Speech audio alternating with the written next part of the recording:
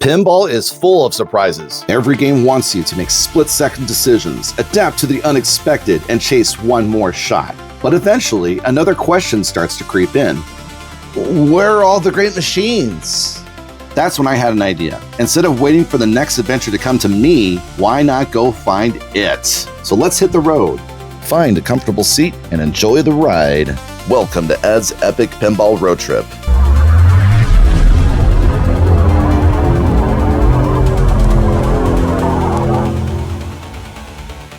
Hi, this is Ed from the Wild Dog Arcade, and I'm happy you're here. I finally had a chance to explore what Ohio and Illinois had to offer this fellow pinhead.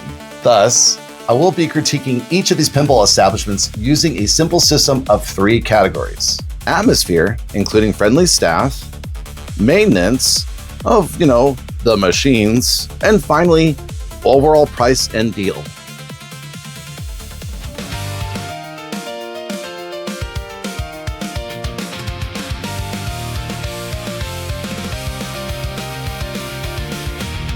We're at our first stop right now.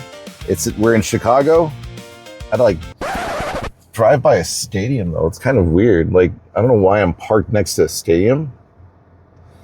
I'm kind of hoping that there's no show tonight because I'm going to be out late.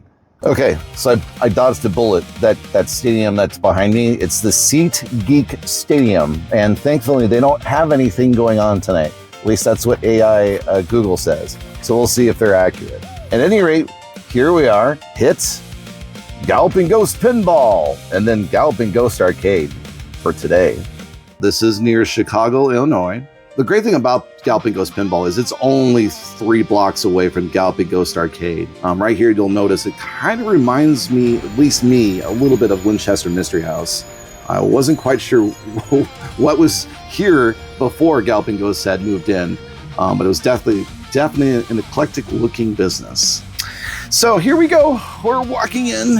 I think the thing I noticed right away when I walked in was, well, it's not the size of Galloping Ghost Arcade, but that means it's not as cramped. So I had a nice selection of 90s and 80s stuff right here. Actually, mostly 90s in this room here. Attack from Mars, Dracula, some older machines. Now we're getting into some 80s stuff. Funhouse, Police Force, F-14 Tomcat, Monster Bash, that's 90s, and Medieval Madness. So you got your basic goodies there. And then as I pan around, you'll notice I also have a Starship Troopers machine. I fell in love with this game not terribly long ago. My last video, when I was also showing off that game as well. And Joust, look at that. Joust is there as well at your disposal. Space Invaders, Defender. Here we go with some of the solid state games. And now we've got our room where we've got some horror themed stuff. Elvira, Monsters. I'm not sure if Led Zeppelin's horror themed or not. Firepower, some early EMs, and of course, Evil Dead. This pin, I'm not in love with the layout with Evil Dead. It's a fun theme. Here's Cubert's Quest. I really enjoyed this particular weird oddity of a pin. The flippers are in very peculiar spots, and it made the game fun with a lot of unique angles. Here's Godzilla, but this is the Sega version with the color DMD. I really liked that color DMD a lot. It really brought out the game itself. Okay, got it, go, got it! Got it. And here's a weird oddity. Here's Predator by Skitby. This game featured unique elements like a UV hunt mode and a 4-ball multi-ball and all this other stuff, but unfortunately, this company had major legal issues, so it didn't come out. A Highway Pinball's version of Alien was also there, but not. I was not able to play it. Pinbot, Bride of Pinbot, and Jackbot were all there. And Rapid Fire. Oh, I really wanted to play this machine. I know it's just more or less a curiosity, and it's probably a machine that I only want to play every once in a while. But damn, it's so fun to hit targets with balls. I kind of expected that. Big, heavy silver balls. Anyway, here's Galloping Ghost Arcade. We're going to walk over there now and check out what they have to offer. Check out what they have to offer. I don't know. Again, can't tell you how cool that is. We've been visiting this arcade for about 10 and 15 years now, Gary and I. We've had a lot of fun watching this business grow and expand. And really, you, again, can spend an entire day here in both arcades, and should. All right, so here I am at Galloping Ghost Arcade. I'm just kind of wandering around the endless rows of entertainment here, and I'm still gobsmacked on how much is here. And it's just an amazing amount of fun. I mean, it just keeps on going. Here, I'm gonna keep walking here. Oh God, I even remember seeing this at like my dentist's office. I think they had this exact same game or something. Yeah, weird memories. I used to have a Atari 800 cartridge of that game. It was actually a really fun game. Oh, all right.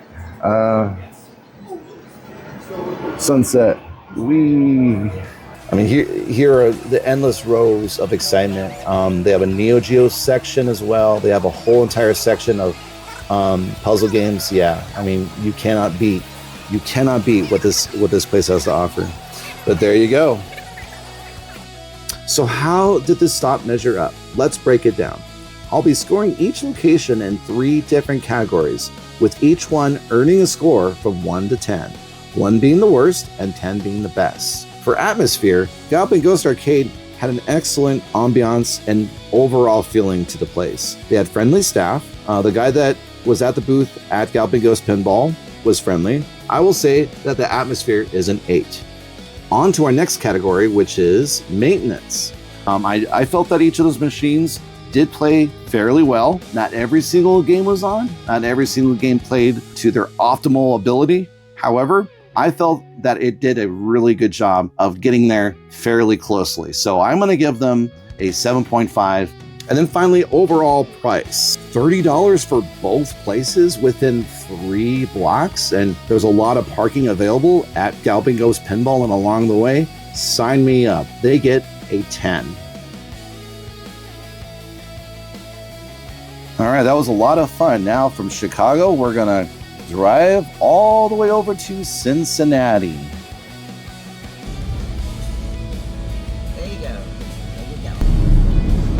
The bypass. So there was a major accident apparently last night, today, whatever, this morning.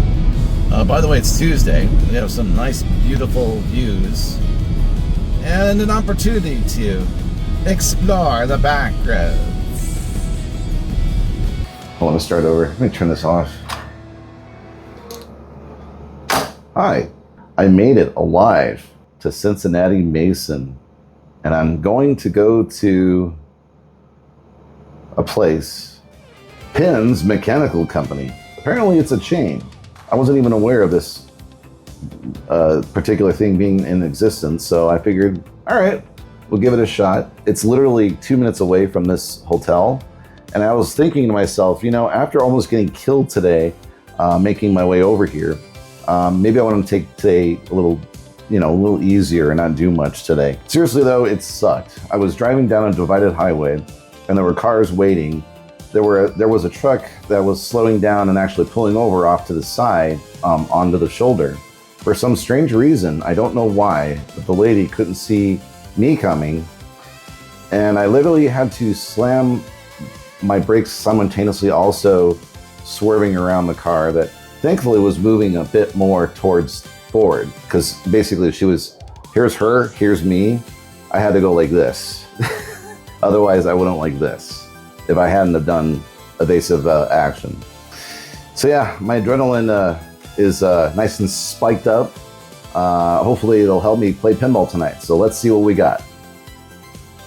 All right, so after driving this silly roundabout twice, since Google Maps was wrong about where to turn, I arrived at this huge and very inviting area. I liked this entryway. Once I arrived, I was immediately blown away with how massive the outside looked. This place was also massive inside.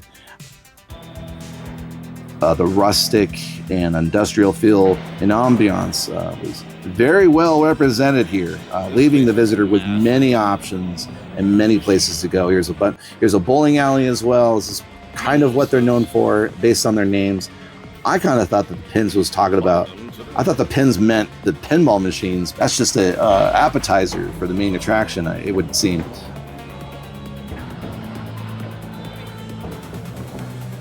Here's one area where there was a high score leaderboard in a retro sort of way with a bunch of the classic arcade games just sort of hanging out by the window there. I didn't like the fact that they're just kind of all sitting in the sun, baking in the sun with no mini blinds or anything like that. Then I got to the second floor of this place, and I mean, there are bleacher seats in this area, as if you're watching a real sport ball game happening in front of you. So if you have a massive amount of people that you know, I don't know, bring them here. We got cornhole in the corner, and as I make my way around the first set of games you see on the second floor, you'll see all of the eclectic choices that they've got there, decent amount. I felt they played all right. And then, of course, you got your basketball games as well. So downstairs, this is the first floor. They have a lot more modern Stern pins with a couple of classic games sprinkled in. I love that the art motif that you'll see here in a moment was all over the walls and ceiling, encouraging you to stay hydrated. You know, definitely during the summer months, you want to make sure you drink water. So they've got their version, or they've got an Elvira as well. Hot Wheels, you don't see a lot of Hot Wheels out and about nowadays. Pokemon, Monster Bash, there it is again. King Kong, Godzilla, John Wick, Jaws, Star Wars, and Cactus Cooler, or Cactus Canyon. I always want to call it Cactus Cooler. I like that drink. Here's Kiss and Venom, Stranger Things, Ninja Turtles, Iron Maiden. So yeah, some good, solid stuff there. But yeah, this place is massive, and I've enjoyed it so far. There's a lot of different places to kind of hang out at and just chill. Great for groups, obviously. It kind of reminds me of the place in Minneapolis that we used to go to. I don't remember the name, but it has a similar vibe and stuff like that. Not as many games. They're more focused on all sorts of stuff, but they do have quite a bit of pinball, and I didn't know that it was a whole massive amount of stuff upstairs too. Anyhow, I keep playing pinball and catch you on the flip side. All right, it's time now to rate how this place stacked up with everybody else so far. So for atmosphere and overall ambiance, I felt this place was great. It hit everything out of the park in terms of its rustic and industrial look. It had plenty of places that you could go and relax at or have a great ball and a great fantastic time with all of your friends. The staff was friendly. I enjoyed talking to the lady that I had met when I walked in. She also mentioned that on a regular basis, they do trade out different machines between each of their pins locations. So this is not just one location. So with that all in mind, I felt that it scored a 10. For maintenance, I felt that it didn't score as high as Galloping Ghost. The modern Sterns mostly played fine. All the flippers seemed like that they were at the right strength. All the different angles seemed to be doing okay. All the different mechanisms seemed to be working properly. However, the other pins, they were in need for some TLC big time for some of these machines. So for the maintenance score, I will go ahead and give them a 7. For the overall price and deal, I will go ahead and give them an 8. And this is only because they have really no deals, but they do have a fair price. It's $1 for 3 balls, as you typically would expect in any other place, and that's that. All right, I'm sitting at my in my hotel room, thinking about life and the pursuit of happiness through pinball, and this is literally where my hotel is next to. With each new generation, things change. This is how you get fat. This is how you get fat. Fashion, technology, everything that is, except Grater's. Grater's ice cream is still made the same way my great-grandparents made it, by hand, in French pots, one very small batch at a time. From my family to yours, enjoy. Grater's ice cream. Look for it at your local grocer or at graters.com. I'm gonna spy on you if you're spying on me. Here we go. Yeah. I knew it. My dad's doppelganger. I knew it. Dude, what's going on? Happy Wednesday, and welcome to day 3. I am in Cincinnati, and now we're going to play Arcade Legacy. Let's do it. So I make my way from Pins Mechanical over to Arcade Legacy. All right. Well, I just arrived at Arcade Legacy, and it looks pretty big. So apparently there's a lot of different rooms and things that you can do. They haven't sold, they're planning on selling food. Food's not available yet. If you really wanted to pinball it up, there's a hotel right over there. All right, here we go. All right, so I really like the design of the front of this building, with additional space for this sales and service portion of everything, silver ball. And once inside, I was greeted with a wide range of machines, with some old classics mixed in with new machines. I was actually very impressed with the amount of machines that they had to offer, which meant I could easily spend an entire day in this pinball section alone. I mean, we're only, at this moment, only scratching the surface here. But yeah, as I make my way through each of the hallways you see here, you'll notice all the different sterns that are all lined up.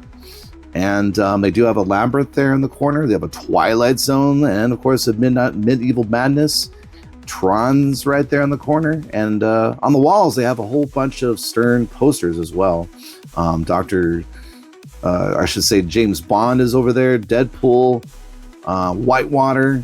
And I'm making my spin around to seeing what some of those posters look like. Bonsai Run, and here's Predator. This is the Pinball Brothers version of Predator. This is a lot different from the one that we just saw, the Skit B version, which is one that isn't widely available to play. However, this one here, as you can see, it's got some really cool Predator-looking graphics. We get so close that we see inside it. But yeah, here's the other machine that I had seen earlier. And there are only 3 in existence. This, again, is over at Galloping Ghost Arcade. This is not in Arcade Legacy. I wanted to show you what the 2 machines look like and what the differences are so that you're aware of that. Oh my God, the sound in here.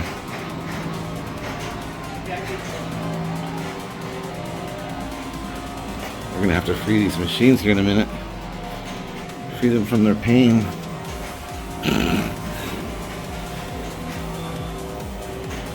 Play me. We are now entering the video arcade area of this place, which I felt had a lot of great art on the wall, on the various classic video game visuals and various colorful logos and things like that. Very reminiscent of a classic arcade that you might see in the 80s yourself growing up. And then I made my way over as I'm going through all these different games and things. I mean, there's a good, decent amount of stuff. Here's the bar. I couldn't believe that I was able to walk right in. I wasn't quite sure why there wasn't a whole lot there at the moment. I think the bar opens up a little later, and but it was interesting to see what was there to begin with. This is also inside this place. The wide range of physical media that's available to purchase here. So what did I think of Arcade Legacy? Well, here's what I've got. Their atmosphere was pretty top-notch. Some improvements were needed here and there since the overall layout was a bit clunky. However, each area made sense. So I'm going to give their overall score a 7.5. Maintenance. I noticed 2 staff members working on the machines. They were also doing some cleaning and overall maintenance, making sure that each machine is maintained and kept. That definitely impressed me as a player. So that was great to see. In terms of each of the games in general, I felt that they also did decently. Not perfect, but definitely not terrible. So I'm gonna go ahead and give this place an 8. The overall price and deal for Arcade Legacy is pretty top notch. They more or less have the best deal in town. From what I can tell, most of the machines were 50 cents. Some of them are 75 cents. But also there's a huge amount that's on free play, including the arcade itself. Either way, overall, I'm gonna give this place a 10 for their overall deal. I love good shit. Here's my microwave dinner. Is it done? Is it done? Ooh, it's a little more hot than it was before. I think we're finally done. Oh, it's still going. There. Don't want to burn the place down now, do we? Ding! All right.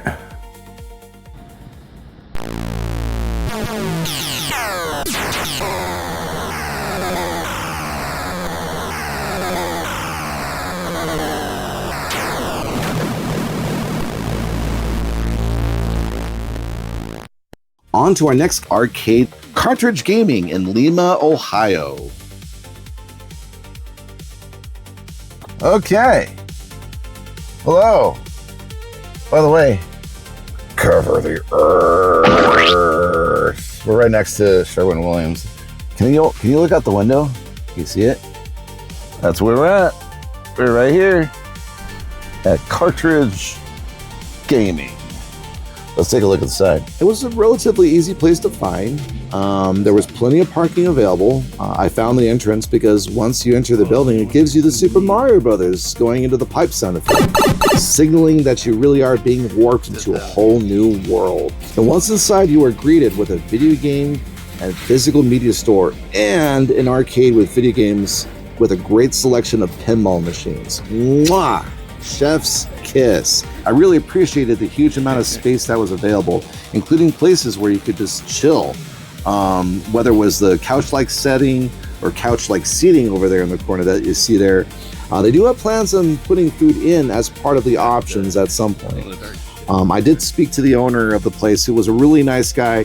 He had mentioned that one of the newer pins that they had just gotten was roller games. Roller games is kind of a weird underground hit of a pin amongst fans. Here's Pac-Man. Pac-Man is also a weird pin that I didn't really get a chance to play growing up. In fact, we have the playfield of this game in our basement right now. Here's something I really enjoyed seeing, these mini arcade cabinets of these classic games. But this is where I got really excited, the Super Mario Brothers pinball machine.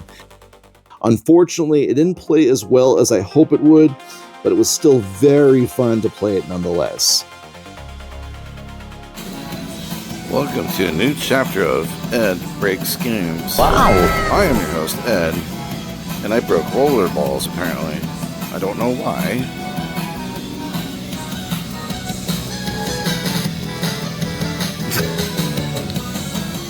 Hey, Lima, dude. We'll see if it does ball search. And finally, I noticed a broken Corvette pin off to the side. Not sure if they're taking it out or putting it in. Speaking of DVDs, here's a quick float through the video game section of this place, which is a lot of fun to walk through. There's a wonderful amount of unique media from the 70s, 80s, and 90s. By the way, that last arcade that I was at, it was pretty solid. I didn't feel comfortable kind of sort of doing my little monologue while I was in there, so I figured, okay, I guess I'll do a little bit of it now. But guy was friendly, talked about his new rollerballs game that he'd gotten, and overall it was a great atmosphere, great time. So really pleased with it so far. But yeah, I think it's worth checking out. All right, so how did Cartridge Gaming stack up? Well, the atmosphere was great. I loved their entry into the building with their sound effect of warping going through the pipe in Super Mario Brothers. The arcade part of the building was fun. The toys and cartridge part of the place was also very fun and plentiful, and it looks like they're trying to grow even more, with the layout of the building having a wonderful flow between places. They also had friendly staff. Overall, with everything put together, it's a solid 10. Maintenance. I felt that some of the machines were leveled differently than I would have preferred. It wasn't at Floating McFloat's level where it's completely slow, but I was able to adapt. Either way, I give this place a 7.5.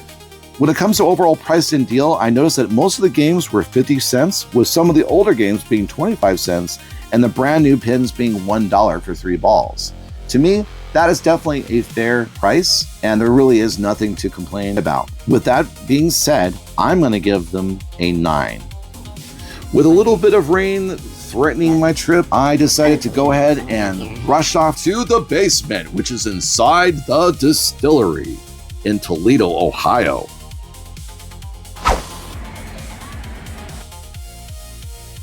So this is a smaller location, but it has everything that you could want. There's a full restaurant up above on the first floor when you walk in, and then down below, which is the basement, is where all of the games and the dive bar is located. So there's plenty of seating, plenty of places to roam. They do also have pinball tournaments on a regular basis there, but there really isn't a whole lot to look at. I mean, it is a fairly small location, but each of these pins played amazing. That is the one thing I want to tell you right here and right now. That alone is a huge win for me because pinball is so much fun when the game responds perfectly to the way that you think it should. And that is how I felt about each of these games that I played. Being in perfect nick, being in perfect level, being in perfect everything.